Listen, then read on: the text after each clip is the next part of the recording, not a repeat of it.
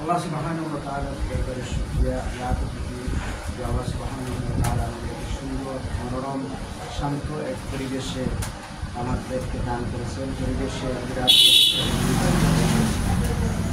একজন গর্ভবতী মহিলা যখন সন্তান পেটে ভূমিষ্ঠের অপেক্ষায় থাকে, সন্তান আসার অপেক্ষায় থাকে, সন্তানের মা ডাক শোনার জন্য প্রখরগঞ্জে থাকে 8 মাস 9 মাস বিভিন্ন উদ্দেশ্য নিয়ে মা কিন্তু বেদনার পর বেদনা সহ্য করে এই দিনটা পার করতে হয়।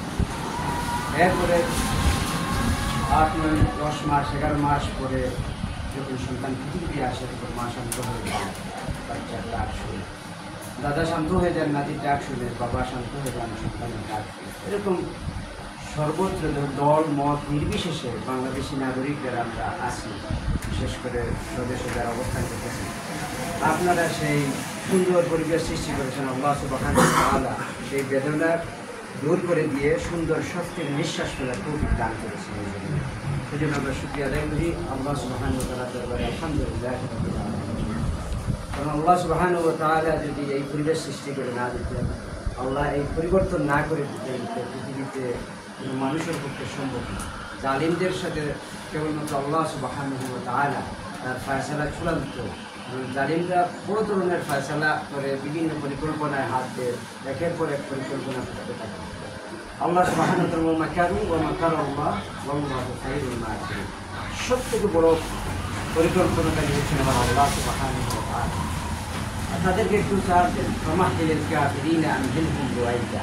তাদেরকে সামান্য আল্লাহ বলছেন আমি একটু দিন দিই, সামান্য বাড়তে দিই, তাদের দৌড় কতটুকু আমি দেখতে চাই। শেষ সময় ইন্না বাতশা রাব্বিকা লাশাদীদ।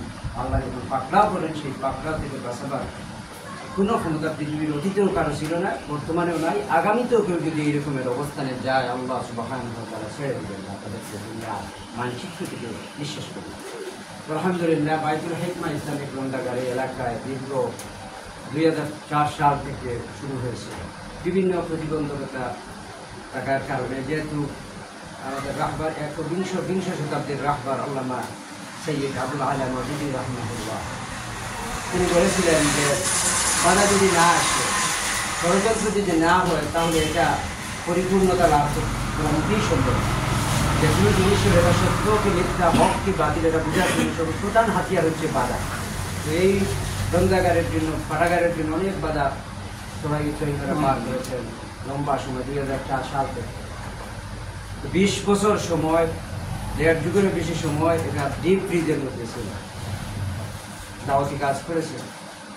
আর উদউ সাবিলি রাব্বিকা বিল হিকমাতি ওয়াল মাউইযা, আল্লাহর পথে, দ্বীনের পথে ডাকা হিকমতের সাথে। প্রত্যেক নবীদেরকে আল্লাহ সুবহানাহু ওয়া তাআলা আদেশ করেছেন, হুকুম করেছেন যে হিকমতের সাথে তুমি দাওয়াত দেওয়া হিকমতের সাথে। হযরত লুকমান হাকিম তার নিজের আওলাদদেরকে ফ্যামিলিতে সর্বপ্রথম দাওয়াত দিয়েছিলেন। ওয়াইদ ক্বালা লুকমানু লিইবনিহি ইয়া বুনাইয়া, তার ছেলেকে সুন্দর ভাষা, এটা হিকমা। আমরা ইংরেজিতে উইজডম বলি, আরবিতে হিকমা বলি, বাংলায় কৌশল বলি। কৌশলে দাওয়াত দিতে হবে। আল্লাহ সুবহানাহু ওয়া তাআলা বলেছেন তোমরা কৌশলে দাওয়াত দাও।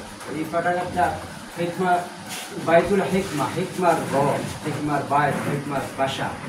হিকমার মাধ্যমে মানুষকে ইসলাম দাওয়াত, কিতাবের দাওয়াত সব কিছু দেওয়ার জন্য, দিনী পরিবেশ সৃষ্টি করার জন্য, হিকমা অবলম্বন করার জন্য নামটা সুন্দর নাম রাখা হয়েছে।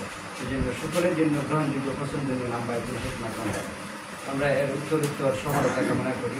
আল্লাহ এই দীর্ঘ 20 বছর পরে যেন আবার আমাদেরকে সুন্দর উপহার দিয়েছেন। এই পাঠাগার যত বড়, তার থেকে বড় অফিস হয়ে গেছে আলহামদুলিল্লাহ।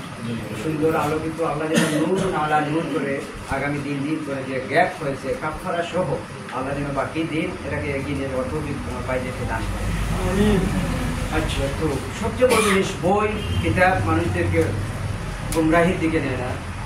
বই যারা পড়ে, কিতাব যারা পড়াশোনা করে, সেই কিতাব কখনো মিসগাইডিং করে না, ধ্বংস করে।